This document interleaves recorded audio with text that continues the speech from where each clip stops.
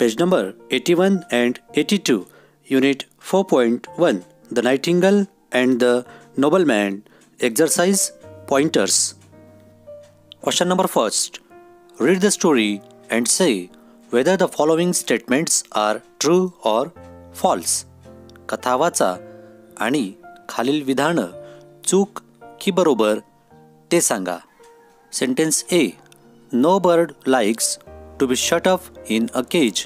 कोणत्याही पक्षाला पिंजऱ्यात कोंडलेलं आवडत नाही. So according to the story this sentence is true. हे वाक्य बरोबर आहे. देन बी.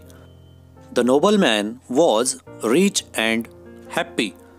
तो सभ्य गृहस्थ श्रीमंत आणि आनंदी होता. No, it's a false sentence. Then next C.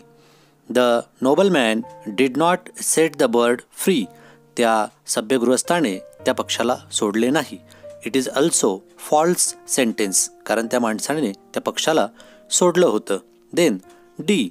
The nobleman didn't think much of the secret.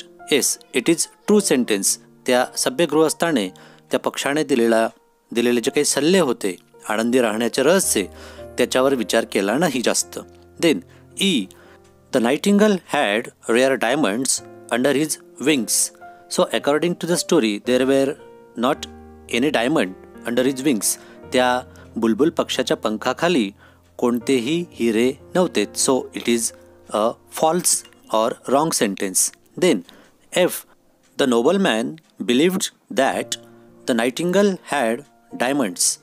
Yes, according to the story, this is the true sentence because the nobleman actually believed that the nightingale had diamonds. त्या सभ्य माणसाला खरोखर असं वाटलं की या पक्षाच्या पंखाखाली हिरे आहेत असं, म्हणून हे वाक्य true. Then last sentence. The nightingale flew away. According to the story, this is also a true sentence because at the end the nightingale flew away. कारण सल्ले दिल्यानंतर तो पक्षी लांब उडून गेला. हे खरं वाक्य आहे. So it is true sentence. So in this way we sort out true or false after reading the story.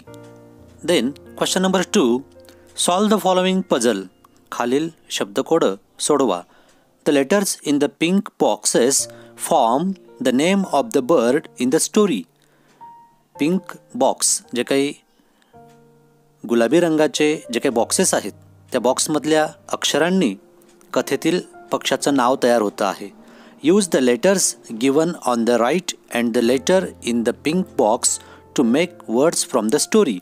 आता या पिंक बॉक्समधले लेटर्स आणि राईट साईडला दिलेले ब्लॅक कलरमधले लेटर्स यांचा वापर करून योग्य त्यांचं कॉम्बिनेशन तयार करून ते अशा प्रकारे जोडा की कथेमधील शब्द त्या ठिकाणी तयार होतील. कथेमध्ये आलेले शब्द बरोबर या ठिकाणी तयार व्हायला पाहिजे अशा याच्याने त्यांची रचना करा आणि हे शब्दकोड सोडवा. After making the combination of black and pink words we made the words which are belonged from the story and the words are first one नाव, second bird BIRD, third cage CAGE, fourth huge HUGE, fifth master MASTER, sixth rich RICH, seventh under UNDER, eighth wings WINGS, ninth days DAY, tenth flew FLEW, and the last one is gave GAVE.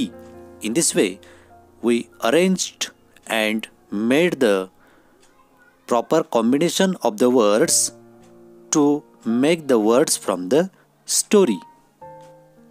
Question number 3. The nightingale gave the nobleman 2 bits of advice. Form groups and discuss each of them. Can you think of a story, event, or any experience related to each? Write it down.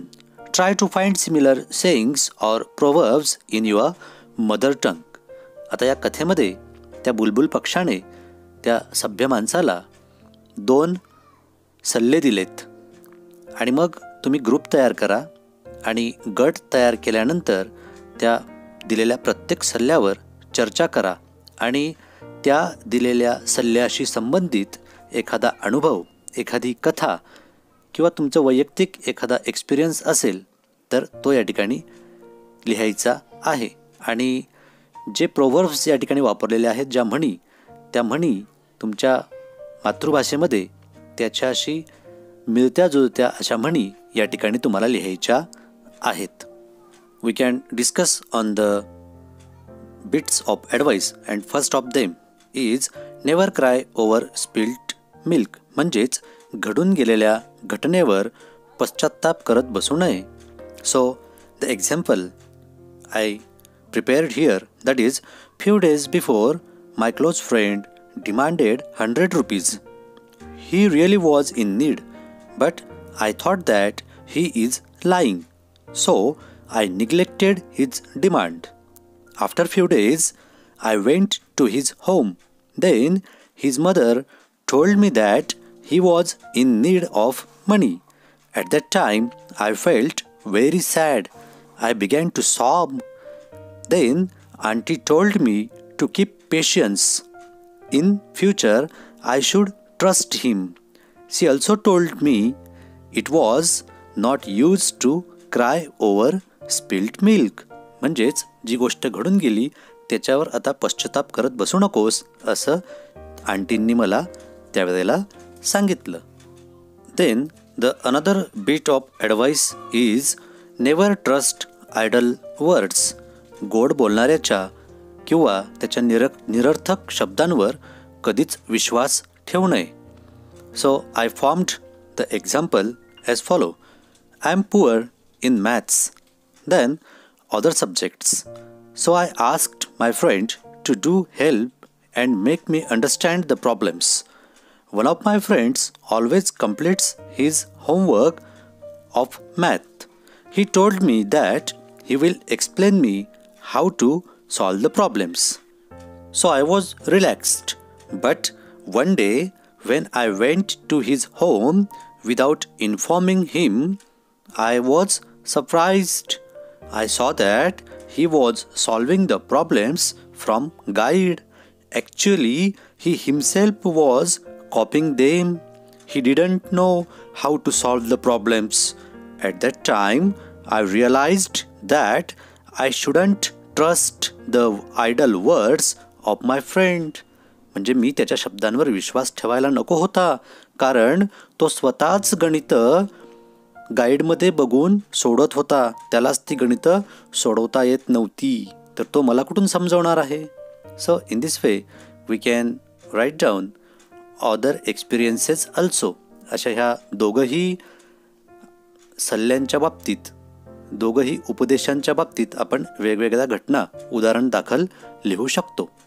In Marathi there are so many proverbs. For example, नाचता येईना अंगण वाकडे, उथळ पाण्याला खळखळाट फार, घरोघरी मातीच्या चुली, कोठेही जा पळसाला पाणे तीनच. In this way we can write so many proverbs in Marathi. Then question number 4. Read aloud the last speech of the nightingale with proper intonation. त्या बुलबुल पक्षाने जो काही शेवटचा परिच्छेद सांगितला आहे, जे काही शब्द तो बोलला आहे, ते योग्य आवाजाच्या चढउताराने वाचा. Let's read the speech. Don't be upset, my lord, said the nightingale. It was kind of you to let me go. That's why I gave you a good piece of advice. Think over it.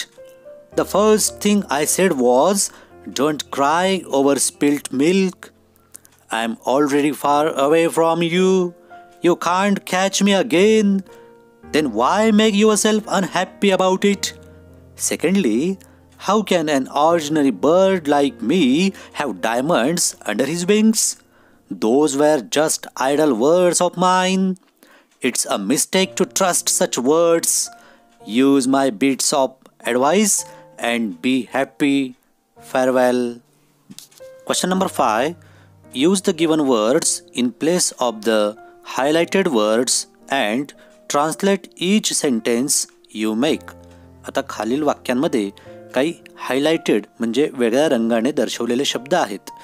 कंसात दिलेले शब्द त्या highlighted केलेल्या शब्दाच्या जागी वापरा आणि त्याच्या ऐवजी वापरून नवीन तयार केलेले वाक्य मराठीमध्ये त्याचं भाषांतर करा. So we can make the words using the words in brackets as follow. In the first sentence, highlighted words are a little. मग a little हे हायलाइटेड वर्ड आहेत. याच्या जागी आपण दुसरे शब्द वापरून नवीन वाक्य तयार केलेले आहेत. The first sentence is the bird flew much higher. पक्षी बऱ्यापैकी वर उडाला. Second, the bird flew a lot higher. पक्षी खूपच उंच उडाला. And the last sentence we formed, the bird flew just a little higher. पक्षी अगदी थोडा उंच उडाला. And the underlined words are used instead of the highlighted words. Highlighted वर्डच्या ऐवजी अंडरलाईन वर्ड आपण वापरलेले आहेत. Then the next sentence is I never trust idle words. मी कधीच निरर्थक शब्दांवर विश्वास ठेवत नाही आणि नेव्हर या शब्दाला अंडरलाईन आहे. We made the sentences I often trust idle words. मी अनेक वेळा निरर्थक शब्दांवर विश्वास ठेवला आहे. And last one, I always trust idle words. मी नेहमीच निरर्थक शब्दांवर विश्वास ठेवतो. The last sentence is the bird flew away and the word is underlined away. त्याच्याऐवजी आपण इतर शब्द वापरूत. द बर्ड फ्ल्यू अप, पक्षी वर उडाला. द बर्ड फ्ल्यू डाऊन, पक्षी खाली उडाला. द बर्ड फ्ल्यू लेफ्ट, पक्षी डाव्या बाजूला उडाला. द बर्ड फ्ल्यू राईट, पक्षी उजव्या बाजूला उडाला. The bird flew far away, पक्षी खूप लांब उडून गेला. So in this way we can change the sentences as changing the highlighted words. अधोरेखित किंवा हायलाइट केलेले शब्द बदलून आपण अशा प्रकारे नवीन शब्द टाकून वाक्य तयार करू शकतो आणि त्यांचं आपण मराठीत सुद्धा भाषांतर केलेलं आहे. Question number 6. Try to collect at least 20 proverbs or sayings in English. इंग्रजीतल्या 20 म्हणी जमा करा. And the proverbs are a bad workman quarrels with his tools, म्हणजे नाचता येईना अंगण वाकडे. टिट फॉर टॅट, जशास तसे. Every dog has its days, 4 दिवस सासूचे 4 दिवस सुनेचे. ऑल्स वेल दॅट एंड्स वेल, ज्याचा शेवट गोड ते सारेच चांगले. अ friend in need is a friend in deed, संकटात हात देतो तोच खरा मित्र. माइट इज राईट, बली तो कानपिरी. Listen to people but obey your conscience, ऐकावे जनाचे परी करावे मनाचे. Bones for the late comers, हाजीर तो वजीर. Blood is thicker than water, मैत्रीपेक्षा नाते बलवत्तर असते. Cut your coat according to your cloth, अंथरूण पाहून पाय पसरणे. Empty vessels make more noise, उथळ पाण्याला खळखळाट फार. Every light has its shadow, दिव्याखाली अंधार. There is no smoke without fire, विस्तवाशिवाय धूर नाही. वॉल हॅव इयर्स, भिंतीलाही कानं असतात. प्राईड हॅज फॉल, गर्वाचे घर खाली. A nod for the wise, a rod for the fool, शहाण्याला शब्दाचा मार. ट्रूथ नीड्स नो एव्हिडन्स, हाताच्या काकणाला आरसा कशाला. One man's fault is another man's lesson, पुढच्यास ठेस मागचा शहाणा. Beauty without virtue has no value, सद्गुणाशिवाय रूप कवडी मोल. 2 is company and 3 is the crowd, 3 तिगाडा काम बिगाडा. Question number 7. Use some other suitable word or words in place of the highlighted words at every step. प्रत्येक पायरीला जे हायलाइटेड केलेले शब्द किंवा अनेक शब्द आहेत त्यांच्या जागी योग्य शब्द वापरून वाक्य तयार करायचे आहेत. ए.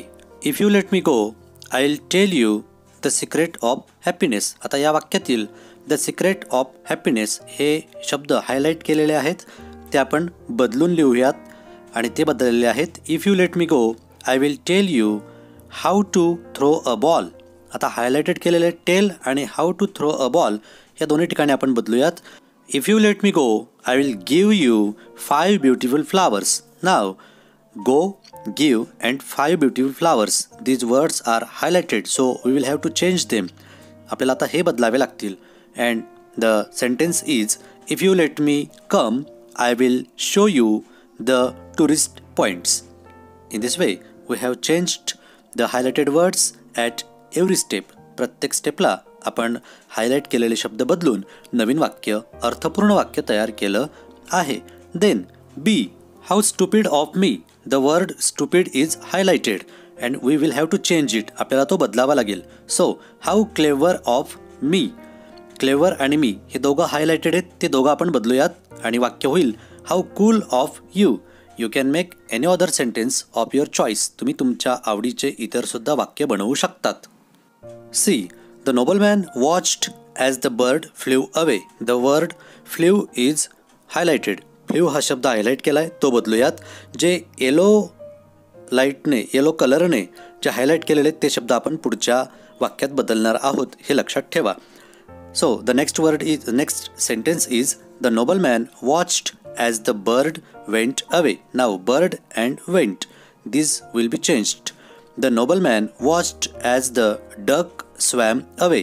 नाव nobleman, duck and swam these words will be changed. Then the sentence will be the players watched as the ball went away. Now players watched ball and went. These words will be changed. The man looked as the boy ran away. In this sentence, man looked, boy ran away. These words will be changed. And the last sentence will be formed. The farmer surprised as the bird came near. In this way, we can make the sentences while changing the words at every step. Question number 8. What bits of advice do you often get from your family and friends? तुमच्या मित्रांकडून किंवा तुमच्या कुटुंबातील सदस्यांकडून तुम्हाला कोणते उपदेश तुम्हाला मिळतात? Write down 3 of the bits in your mother tongue. Try to translate the bits into English. त्यापैकी 3 उपदेश या ठिकाणी लिहा आणि त्यांचं इंग्रजीमध्ये भाषांतर करा. The bits of advice are as follow. पाणी वाया घालवू नका. Don't waste water. नियमित व्यायाम करा. Do the exercise regularly. शिक्षकांचा आदर करा. Respect teachers. Question number 9. Note the plurals. खालील जे काही अनेकवचनी रूप आहे त्याची नोंद घ्या. Man, men. Nobleman, noblemen. Woman, women. Child, children. Because there is not any criteria of making plural. अगदी वेगळ्याच पद्धतीने त्यांचं अनेकवचन केलं गेलेलं आहे, म्हणून हे शब्द काळजीपूर्वक वाचा आणि लक्षात ठेवा. In this way we have completed the exercise related to the topic the nightingale and the nobleman. I hope you would have understood it. तुम्हाला ही एक्झरसाइज कळाली असेल अशी आशा करतो.